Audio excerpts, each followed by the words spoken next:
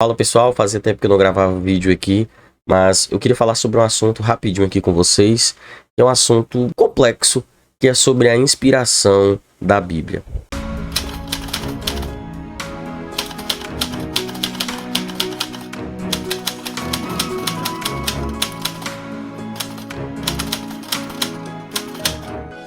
Bom, nós cremos que a Bíblia ela é inspirada por Deus, ela é a palavra de Deus. Agora, como esse processo de inspiração ele acontece? O que é esse processo de inspiração? Essa relação entre Deus, o autor soberano, e o seu agiógrafo, vamos assim dizer, né? O ser humano, aquele que escreveu. Como se dá essa relação? Talvez esse nome inspiração, ele já não traga a ideia que as escrituras quis trazer para isso. O apóstolo Paulo ele vai dizer que toda a escritura é divinamente inspirada.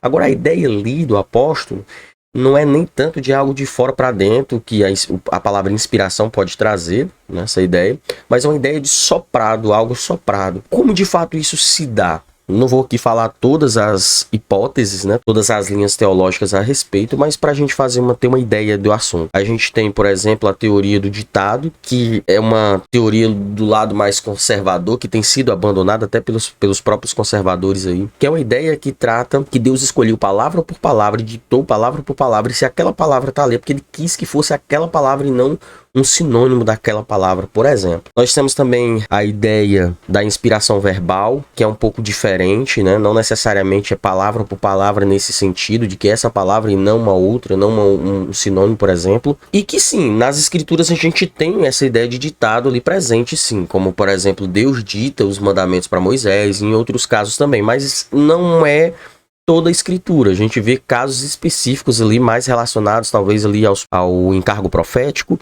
mas isso não se dá a todo o processo de inspiração das escrituras. Você vai ver, por exemplo, Lucas fazendo pesquisa para saber dos acontecimentos ali, para poder escrever. Em alguns momentos Paulo parece que esquece de alguns nomes, de algumas situações. Então, se fosse essa inspiração direta, como ele esqueceria? Porque a inspiração, ela não tira a humanidade daquele que escreveu. Ele escreve com toda a sua carga emocional, com todo o seu background, né? Com a sua compreensão da época, com a sua linguagem. Você percebe que não é um simples ditado, algo tão simples possa parecer. Tem um autor, é o Burt, ele traz essa ideia de uma inspiração conceitual. Talvez se encaixe mais. Deus vai inspirando conceitualmente, não necessariamente uma voz, mas que o Espírito Santo vai de uma forma que a gente não sabe os pormenores, a própria Escritura ela não nos diz os pormenores, mas que o Espírito Santo vai fazendo com que a palavra seja escrita sem tirar a humanidade de quem está escrevendo, mas de uma forma que o produto final seja a palavra de Deus, seja a vontade de Deus para nós seres humanos. Então não é um processo tão fácil como a gente possa imaginar, não sabemos os pormenores desse processo. Por exemplo, o apóstolo Paulo, tem cartas dele que alguns teólogos falam que levou semanas para serem feitas, e depois de ser feitas, ele era como se fosse ali alguns escritos, ele entrega para alguém para que essa pessoa fizesse uma revisão e a escrita final daquilo. Então não é simplesmente um ditado, mas o Espírito Santo está perpassando todo esse processo e fazendo com que o produto final seja a palavra de Deus, sem excluir todo o background humano desse processo. E eu vou além. O processo de inspiração não se dá só nesse momento de escrita, mas na vida inteira dos seus escritores. Por exemplo, Paulo teve a sua escola com Gamaliel, ele teve a sua escola filosófica, ele teve todo um background filosófico, teológico que formaram aquele que ele é hoje. Toda a sua escola, não só de conteúdo propriamente dito, mas a sua escola de vida, todas as situações que ele passou, todas as linhas que ele aprendeu formaram a sua forma de escrita, a sua forma de ver, de enxergar o mundo. E Paulo, ao escrever, ele dialoga muito com a filosofia e com várias outras questões ali de sua época. Então, o Espírito Santo não só participa desse processo de inspiração na hora que ele escreve, mas fazendo que ele vivesse o que ele viveu, usando todas essas situações para chegar ao produto final. Você percebe? Pode parecer um pouco conturbado tudo isso que eu estou fazendo, mas o que eu estou querendo dizer aqui é que o processo de inspiração não é Deus dar o conteúdo, seja audivelmente, ou seja, o Espírito dentro do autor dizendo, olha, vai, escreve aquilo. Não se dá por esse processo.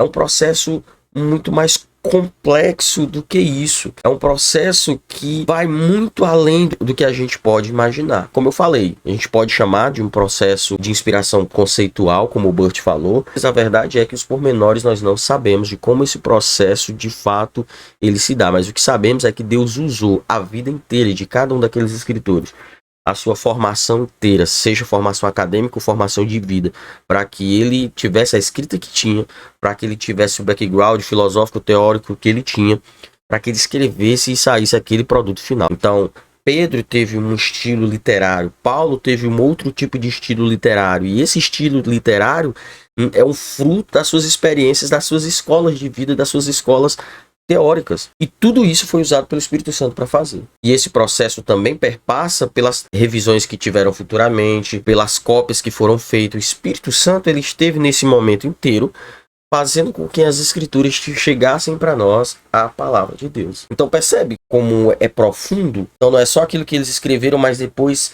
foi feito cópias e mais cópias. O Espírito Santo estava cuidando de cada uma dessas partes. Como se deu, não foi um ditado, não foi o Espírito Santo usando o ser humano como uma marionete, não foi esse tipo de processo, um processo muito mais denso, muito mais extenso, mas que nós podemos ter a certeza de que o que nós temos hoje em nossas mãos, o produto final é sim a palavra de Deus.